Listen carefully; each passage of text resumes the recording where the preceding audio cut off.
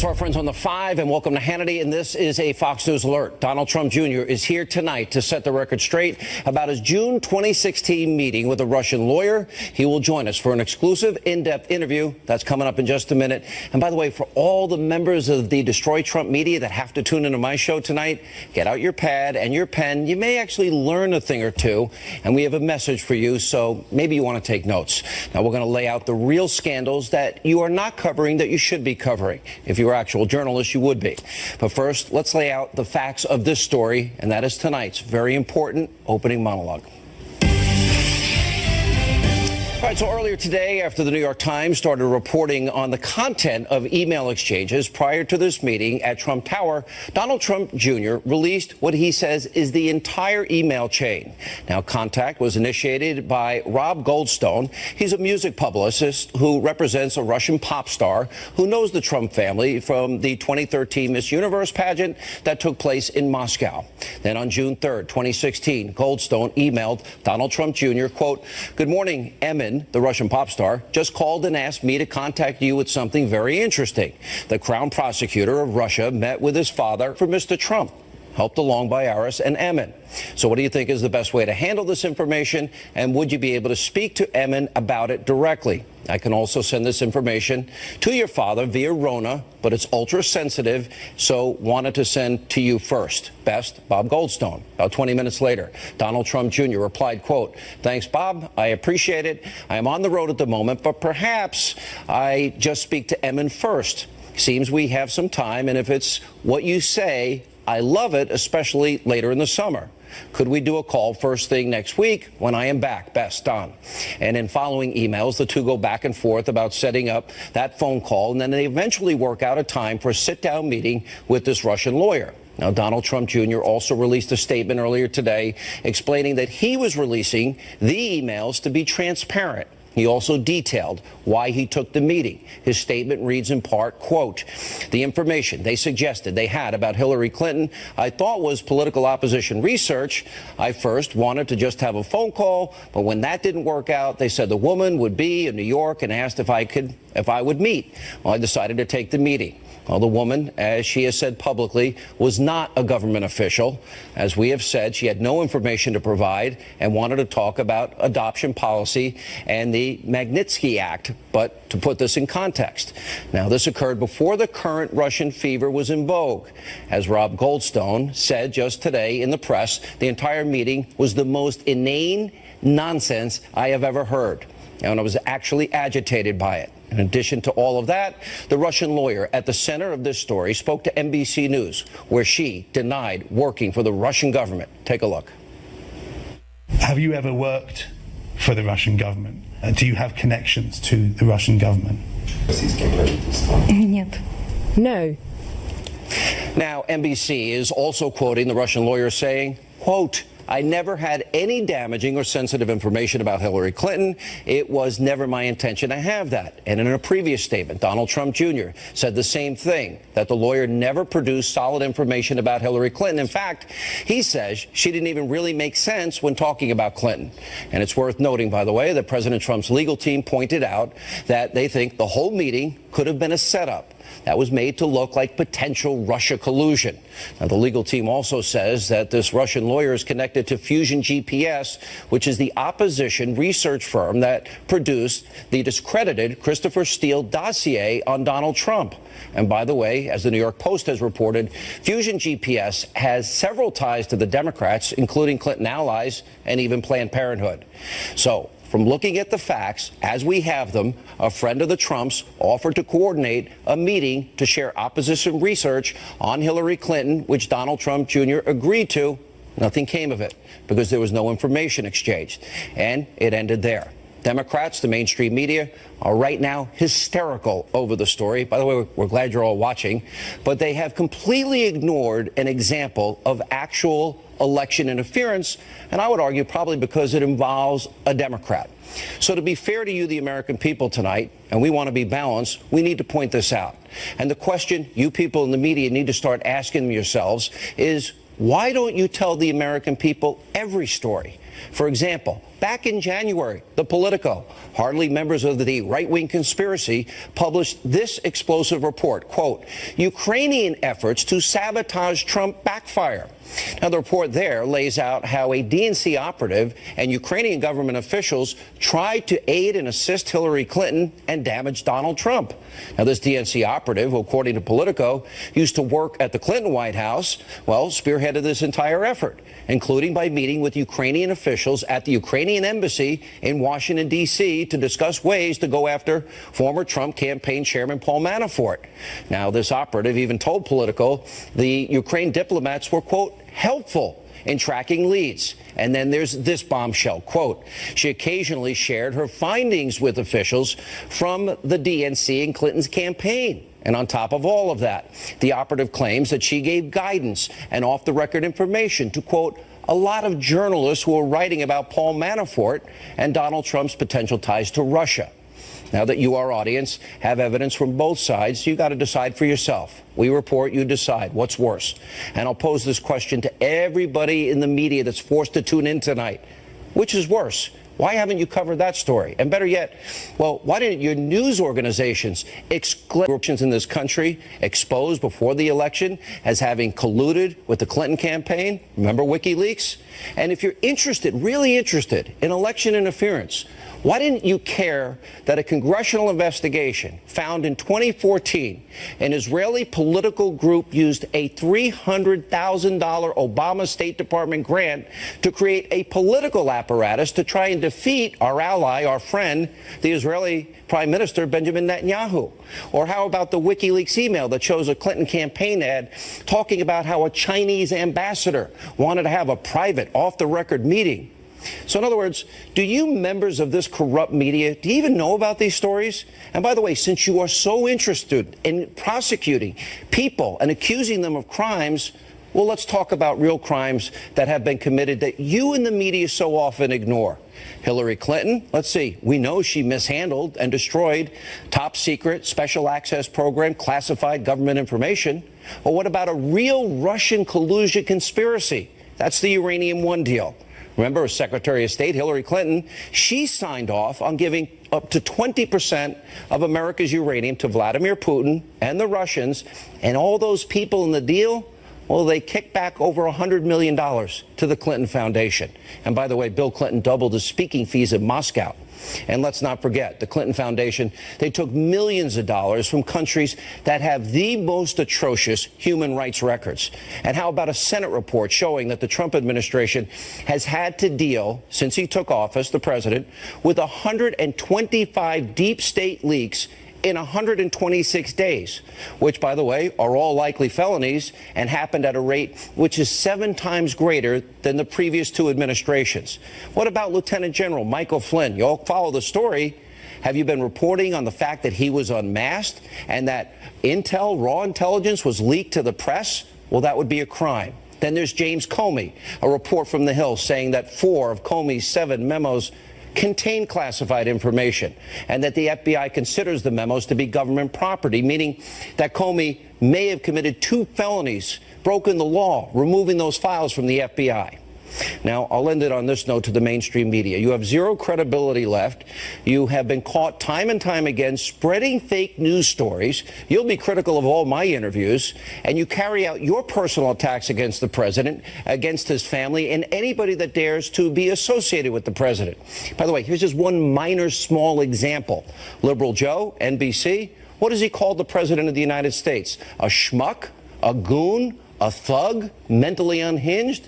And then the president fights back a little, and you in the mainstream media, are you proud of how NBC News handles things, or CNN? My guess is you probably have defended all this. Since really the media in America today, we have an information crisis. Overpaid, lazy, rigid, left-wing ideologues. But that's for another night. But tonight, we have Donald Trump Jr.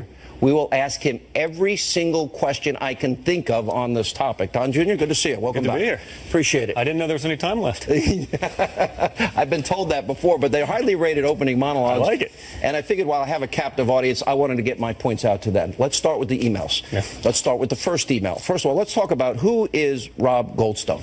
Rob Goldstone is a talent manager for Emin Argalov, who's a Azerbaijani Russian singer, performed at Miss Universe and later performed at the WGC Championship golf course tournament that we held at Doral. All right, so do you know? I met him through the golf course. I wasn't even at the Miss Universe pageant, but I met him throughout there, so I had a casual relationship with him. Okay, so he sends you this email. We'll put it back up on the screen and give you a chance to look at this. This is the one that says the Crown Prosecutor of Russia met with his father, meaning Emin's father, and in their meeting offered to provide the Trump campaign with documents, information that could incriminate Hillary Clinton, etc. Obviously highly sensitive information, but as part of Russia and its government's support of Mr. Trump. And then they asked the best way to handle this.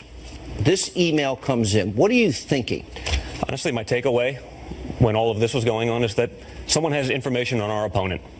You know, things are going a million miles an hour. You know what it's like to be on a campaign. We just won Indiana, but we're talking about a contested convention. Things are going a million miles an hour again. And, hey, wait a minute. I've heard about all these things, but maybe this is something. I should hear them out. Okay. When you read the parts about the Russian government or Russia supporting your father, did that put off any sirens in your head? Honestly, I don't know. I mean, I think this was, again, just basic information that was going to be possibly there. I didn't know these guys well enough to understand that if this talent manager from Miss Universe, had this kind of thing. So I wanted to hear him out and play it out and see what happens. But, people are trying to reach out to you all the time with this. All right. So you spent a lot of time talking about it, and you actually said at one point that, hey, if it turns out to say what you say it is, of course. What did you think it might be?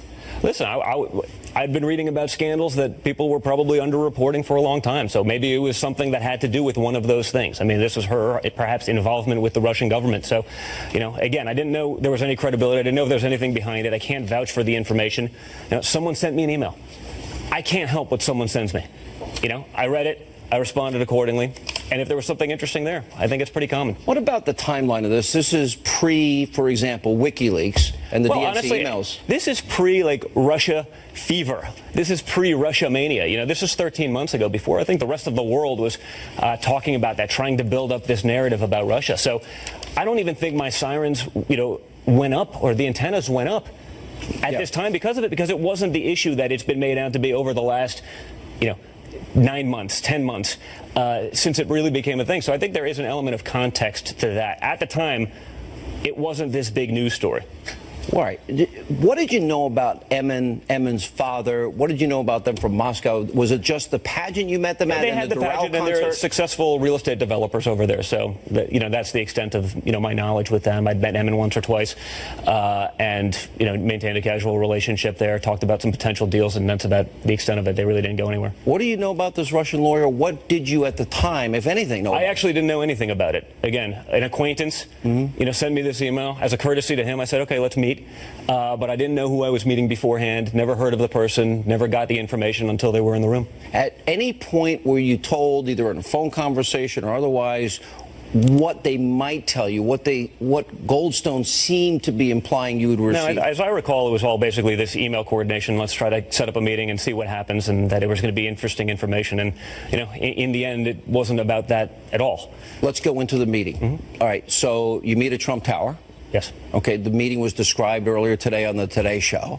Did she describe it accurately? I think fairly accurately. I mean, I was a little taken back by her saying, talking about me pressing for the information. But as you can see from the emails, the pretext of the meeting was, hey, we have information.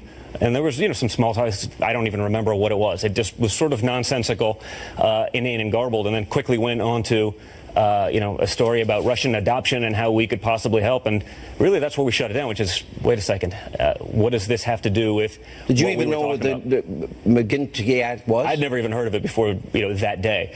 I think it became pretty apparent to, Jared and Paul, who I think Jared left after a few minutes. Paul got in his phone. She said that, yeah. Yeah, this is her account. I do remember phone? that. Yeah, we were all there. I was basically sitting there listening as a courtesy to my acquaintance who had set up the meeting. And, in his own words, you can hear what he said, and you played it earlier, about it. I mean, he apologized to me walking out of the meeting, basically for wasting my time. Well, and he did say at the end of your statement today, you did point out, as Goldstone said today, the entire meeting was the most inane nonsense I've ever heard.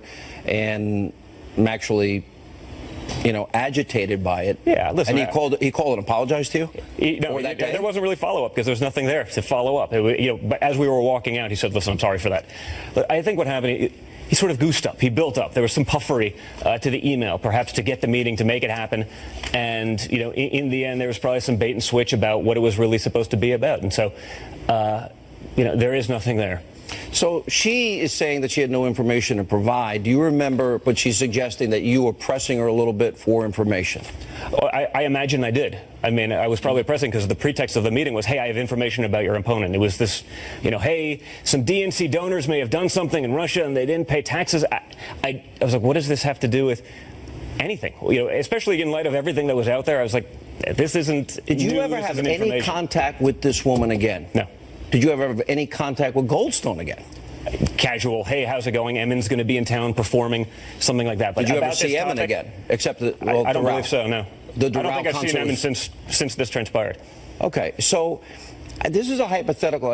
In any point in your mind, did Don Jr. have a siren saying, okay, they're talking, again, I go back to the first email about Russia, Russian government, I'm meeting with this person, you were going to talk on the phone. Did you ever think, maybe this might not be? Listen, I think, like I said, in retrospect, I probably would have done things a little differently. Again, this is before the Russia mania. This is before they were building it up in the press. For me, this was opposition research. They had something, maybe concrete evidence to all the stories I'd been hearing about, but they were probably underreported for, years, not just during the campaign.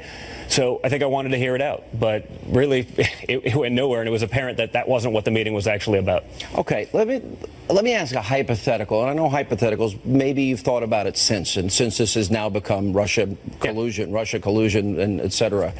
Did you ever meet with any other person from Russia that you know? I don't even know. I've probably met with other people from Russia, I mean, but certainly not in the context of a formalized meeting or anything like that, because why would I?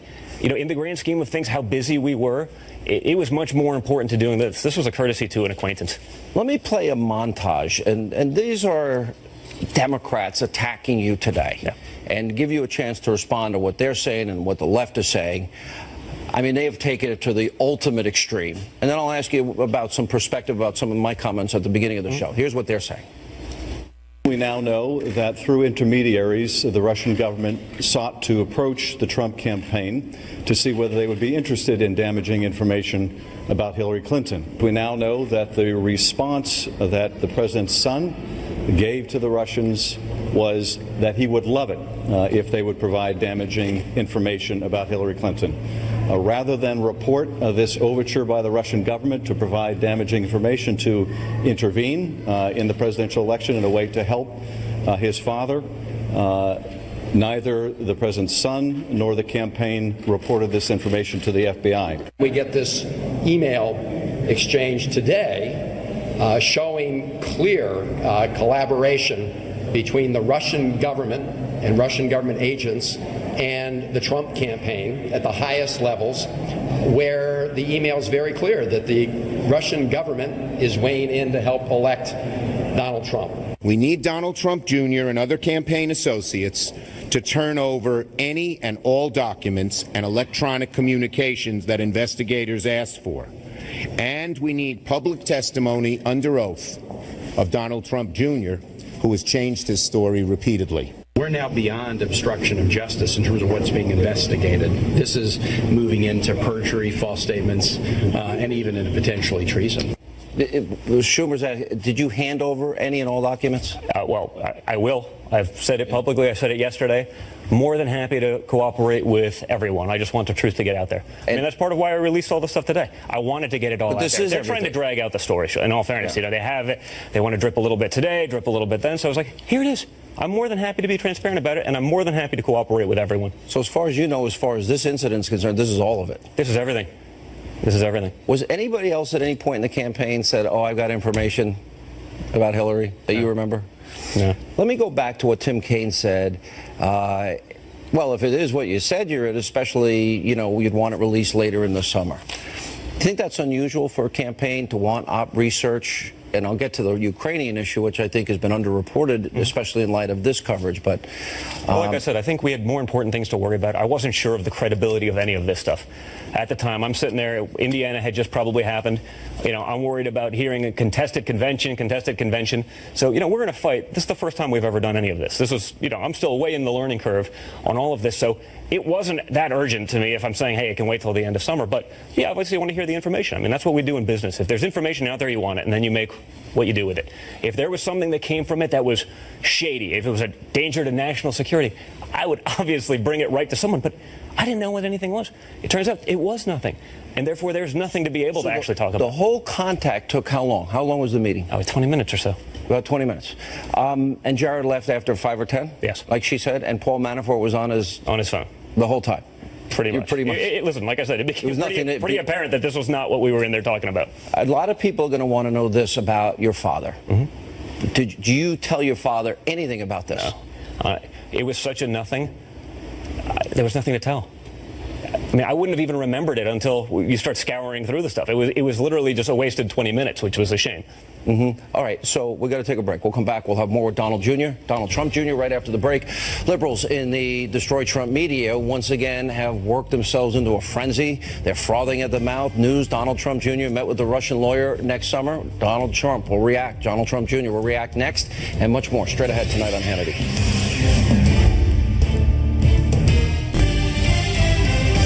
Welcome back to Hannity. So shortly after the New York Times broke the report about Donald Trump Jr.'s meeting with a Russian lawyer last year, well, the Russia-obsessed media in the country went on the attack. Let's take a look.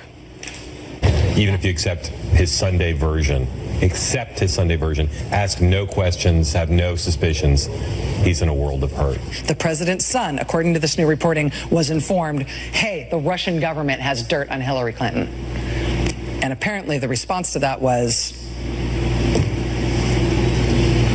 he was admitting that he had met with this Russian lawyer for the purpose of receiving information against Hillary Clinton. I thought, my God, this kid was dropped on his head. As a child, could he possibly be admitting this? Pronounced stupid of Don Jr. I mean, I guess it runs in the family to go on Twitter when he is clearly in legal jeopardy. This can't be dismissed as people out to get Donald J. Trump Jr.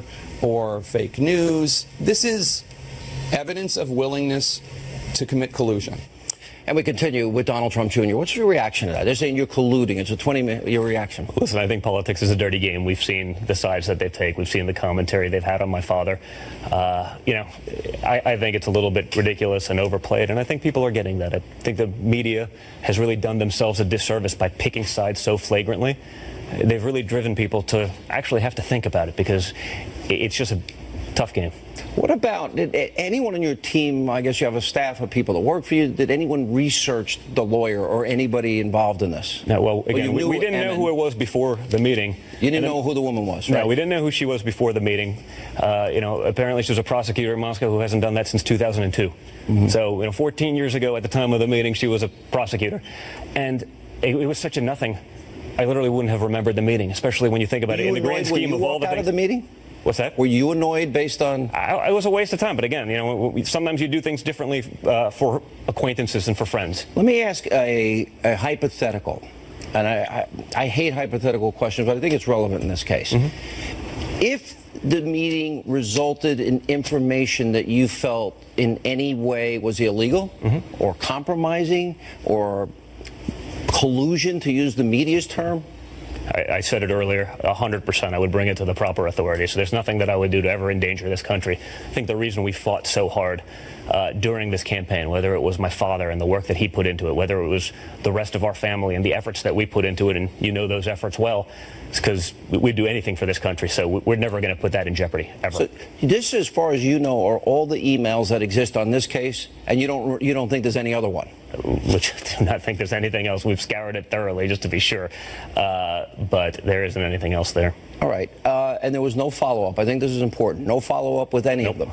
Never heard from the woman again. It was such a nothing. There was no reason to follow up. It was a waste of time. All right. Did you learn about the adoption issue when you were there? Did that? Well, again, I think I gave him a little bit of time as a courtesy, so I probably heard whatever I heard in the room. But it's a big issue for a lot of people, I guess.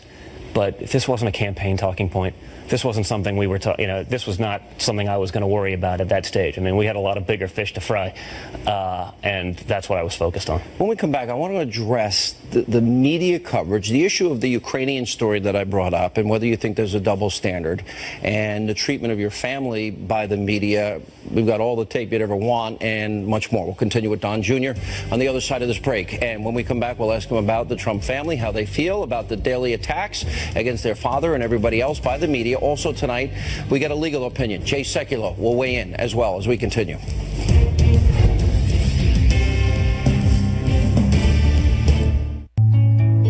When you're close to the people you love.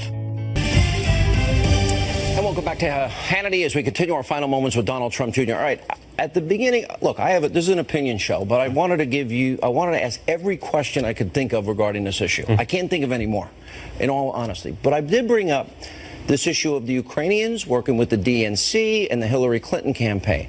I also talked about a lot of other issues, the V15 group that Obama's operatives and the taxpayer dollars went to defeat Bibi. If going after foreign countries' elections is so bad. Very little media coverage. Real crimes have been committed in this country. I would argue Hillary Clinton destroying emails, mishandling, destroying them.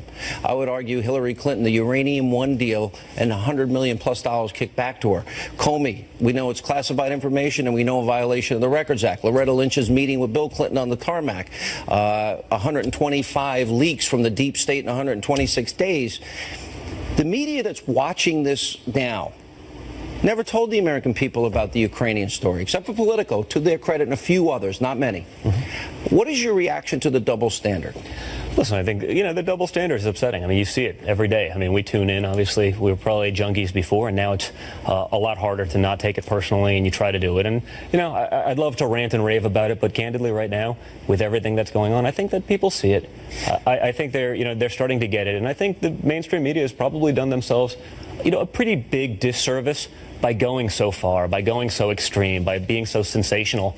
And I think it's pushing regular people away because they want to see what my father campaigned on. They want to see jobs. They want to see the numbers that he's putting up. The stock market keeps breaking hits. We have the all-time highest employment in the country in terms of overall numbers. All these things, that he promised he would do, they're happening. They're actually happening, and that's not getting any coverage. And that's a real shame. That's a real disservice to the people of this country. Well, I agree with you, and I agree. I think the forgotten men and women is something that I talked about last night. Obviously, Robert Mueller announced earlier tonight he's going to be looking into it. You said in a tweet you would fully cooperate with any investigation. Of course. Completely. 100%. Turn over everything that they want, and you feel you already have. Yes, sir. Yeah, and you have nothing to hide. You want to be, and that means you'll testify under oath, all of that. All of it. Yeah. Any other issue? Your sister was attacked. I could play montages of that. Yeah. Joe Scarborough calls your father a schmuck, a goon, a thug. That's NBC's coverage. You've got the severed head issue. You've been attacked. It seems like one by one they try to pick off anyone around the president. Why do you think there's this reaction that is so almost like there's so many groups so opposing your father? Why do you think this? I've never seen it in all the years I've covered politics. I think we're just so far away from the political elite. Whether you were on one side or the other, you were still part of that group. There was never necessarily consequences for inaction and for doing things, their way. So I think when you come from so far out, look at the attacks on Ivanka. I was pretty vocal about that stuff this weekend.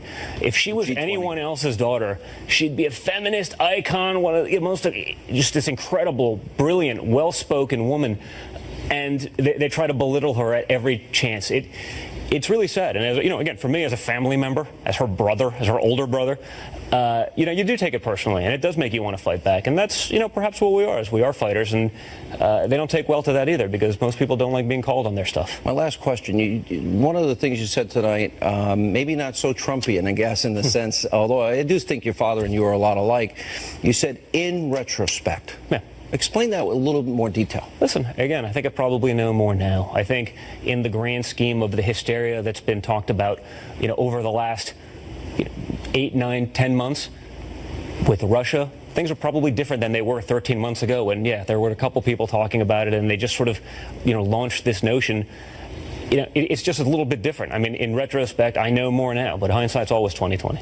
All right, Don Jr., thanks for coming in. Thanks, Appreciate you answering every question I can think of. When we come back, we'll get a legal perspective. Jay Sekulow with reaction to our exclusive interview with Donald Trump Jr. as we continue. And Terrence Williams speaks out. He gets the final minute tonight on Hannity. I've been reading about scandals that people were probably underreporting for a long time. So maybe it was something that had to do with one of those things. I mean, this was her perhaps involvement with the Russian government. So, again, I didn't know there was any credibility. I didn't know if there's anything behind it. I can't vouch for the information. Someone sent me an email. I can't help what someone sends me. I read it. I responded accordingly. And if there was something interesting there, I think it's pretty common. And welcome back to Hannity. That was Donald Trump Jr. from our exclusive interview just moments ago. Here with reaction is one of President Trump's attorneys. He's also the chief counsel for the American Center for Law and Justice, Jay Sekulow. General reaction at first. Well, here's the first thing I'll say, and my friend Governor Mike Huckabee said out something very similar. So the media is going after Donald Trump Jr. for doing what? Releasing the full email chain, unlike Secretary Clinton, who deleted her emails. So, let's put that in perspective, number one. Number two, you look at it from a legal perspective here. There's no illegality in the meeting. Now, the fact is, nothing transpired. So what do we have here? And I think Donald Trump Jr. said it correctly. There's a media frenzy on Russia right now. This has been going on for several months. But when you look to see what actually took place, a meeting takes place.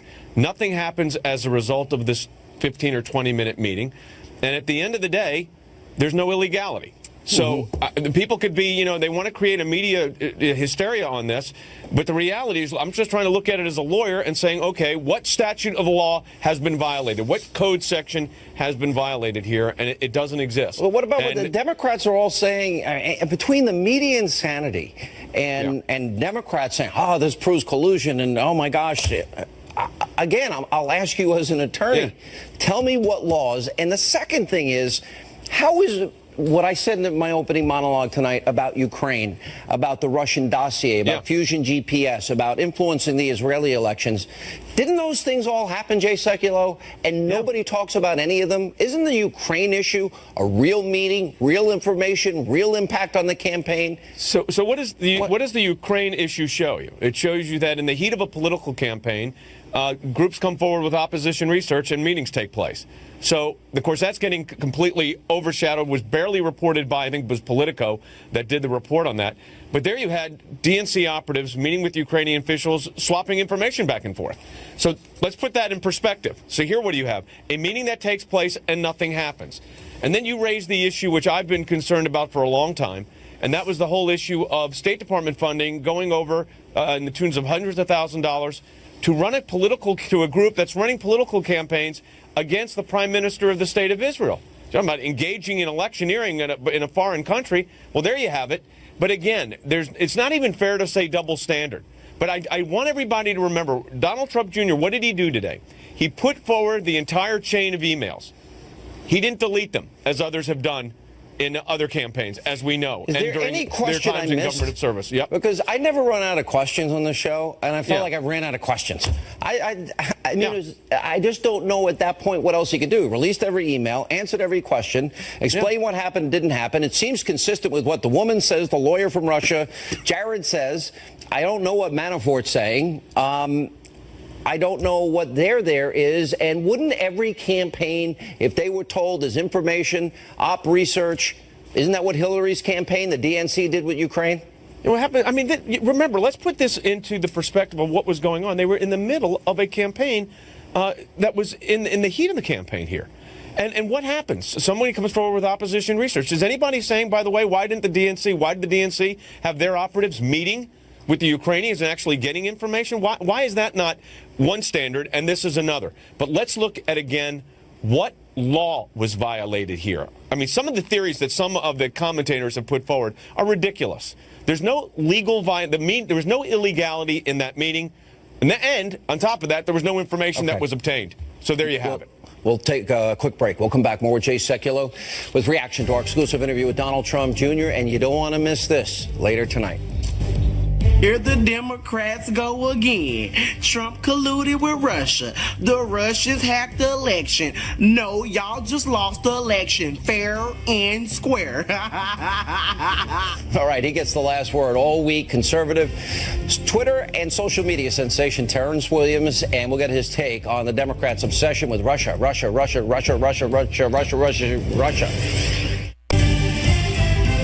retrospect, I probably would have done things a little differently. Again, this is before the Russia mania. This is before they were building it up in the press. For me, this was opposition research. They had something, maybe concrete evidence to all the stories I'd been hearing about, but they were probably underreported for, years, not just during the campaign. So I think I wanted to hear it out. But really, it went nowhere, and it was apparent that that wasn't what the meeting was actually about. All right, so it's being reported tonight. Donald Trump, by the way, from our exclusive interview tonight, Jesse Sekulow, who is with the American Center for Law and Justice, chief counsel, also a counsel for the president. All right, here's what's the amazing thing. We got Ukraine. We got the Bibi Netanyahu. Obama tried to impact that election.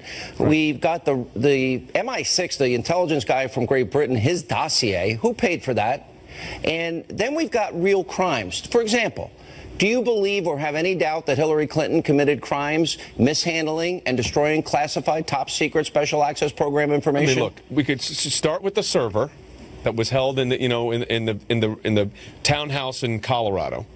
Then you go to what James Comey said when he saw the evidence, that it was extreme carelessness, which, by the way, is the definition of gross negligence, which is what the criminal statute has for mishandling. Then let's talk about James Comey and add him to this. Here's a guy that leaks information. I mean, think about this.